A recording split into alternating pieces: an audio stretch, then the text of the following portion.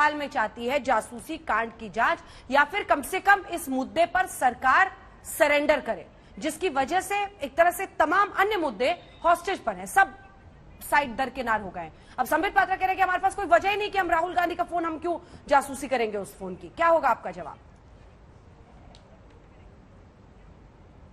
नहीं, उनकी बेतुकी बातों का मैं जवाब क्यों दूंगी? ये बिल्कुल तर्कहीन, बेतुकी, स्तरहीन बातों का मैं जवाब नहीं दूंगी। लेकिन हां, मैं ये जरूर पूछना चाहती हूं कि जिन बाकी 45 देशों में ये खबर आई और उनमें से कई देशों ने इस पर जांच गठित करी, अब न्यूज एजेंसीज तो छोड़ दीजिए, वॉशिंगटन पोस्ट और गार्डियन और लेमॉन, अब तो फ्रांस की साइबर इन्वेस्टिगेटिव एजेंसी कह रही है कि हां पाया गया है फोन, उसके बाद भी सरकार चुप रहेगी।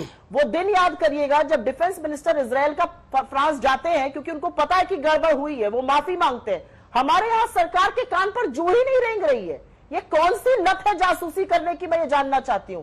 आपको नहीं लगता कि एक चीफ जस्टिस ऑफ इंडिया से संबंधित महिला का, एक चुनाव आयुक्त का, एक सीबीआई डायरेक्टर का, चुने हुए सांसदों का, चुने हुए मंत्रियों का, उप मुख्यमंत्रियों का डायरेक्ट फोन पे जासूसी करना, ये कोई सही बात है?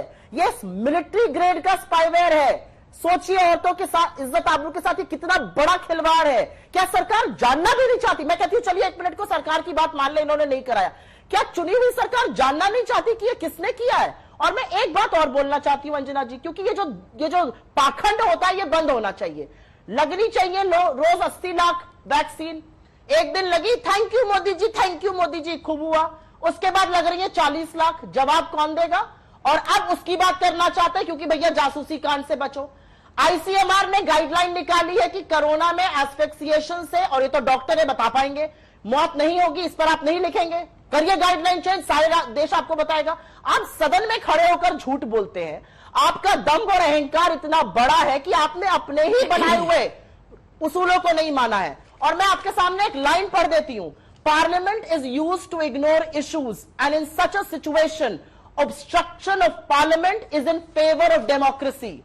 It is the government's job to run parliament, not that of the opposition. और ये मेरे शब्द नहीं है, ये अरुण जेटली जी के शब्द हैं, ये स्वर्गीय सुषमा स्वराज जी के शब्द हैं।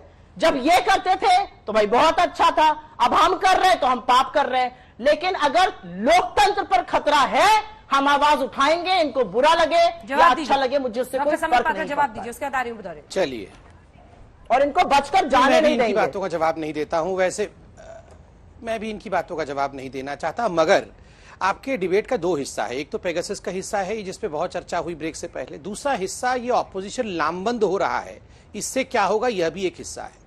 और अखिलेश यादव जी ने जो बीएसपी को और कांग्रेस पार्टी को आह्वान किया है कि आपका तो दुश्मन जो है वो बीजेपी है, आप समाजवादी पार्टी के खिलाफ क्यों इकट्ठे हो रहे हैं। देखिए, पिछले इलेक्शन में कांग्रेस पार्टी को कुल मिलाकर के 5.5% वोट मिले थे, बीजेपी को 40% उत्तर प्रदेश में मिले थे 2017 में, 22% समाजवादी पार्टी को और 21% बीएसपी को मिले थे।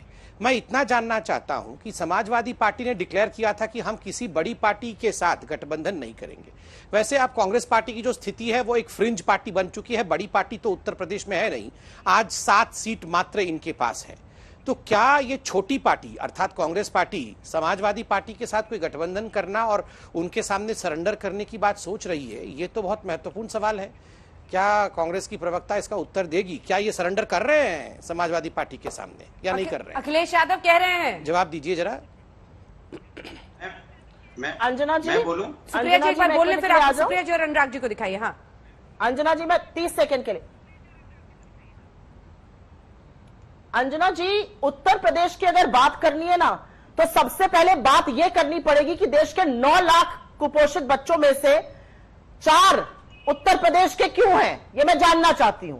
क्यों कल जब रोपवे का इनॉग्रेशन हो रहा था, जो गृह मंत्री को बुझाना चाहिए आग जो असम और मिजोरम के बीच में लगी है, जब वो रोपवे का इनॉग्रेशन कर रहे थे, योगी जी की फोटो काहे गायब हो गई थी उसमें से? आपके चुने हुए सांसद रिजाइन कर देते हैं, राजनीति तक छोड़ने की बात करते हैं। उस पर भी कुछ ज्ञान अवलोकन हो जाए, देश की जनता जानना चाहती है ऐसा क्या हो गया। ठीक है, लेकिन सुप्रिया जी, अखिलेश जी जो पूछ रहे हैं उसका जवाब दीजिए ना।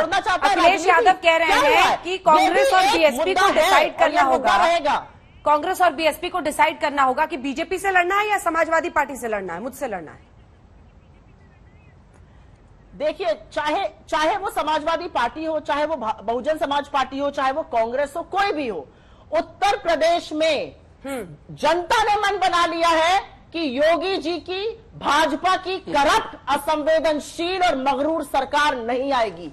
कितने दौरे कर ले अमित शाह जी, कितनी नाक रगड़ ले नरेंद्र मोदी जी, अब भाजपा आने की नहीं।